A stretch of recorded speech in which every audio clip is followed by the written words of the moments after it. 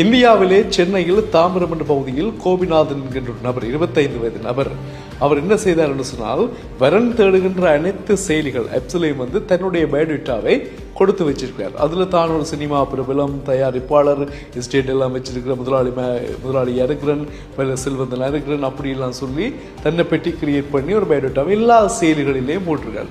அப்ப மணமகனை தேடுகின்ற படலங்கள் இணையதளங்களில் நடைபெறுகிற பொழுது இவர்கிட்ட கிளிக் ஆகிடும். கிளிக் ஆகணும்னா இவரோட கண்டக்ட் பண்ணி பேசுவாங்க. அப்போ நாங்கள் இன்ன குலம், இன்ன மதம், இன்னும் சொன்னோன்னா தானும் அதுதான் என்று சொல்லி ஒரு மாதிரி கதைச்சு பணங்களை அவர் சுருட்ட வலிக்கிட்டார். இப்போ 2 மாதத்துக்கு முதல் இதில் ஒரு சிக்கிக்கொண்ட ஒரு பெண் தான் ஐடி துறையில் இன்ஜினியராக இருக்கக்கூடிய, பொறியியலாளர் இருக்கக்கூடிய ஒரு பெண்.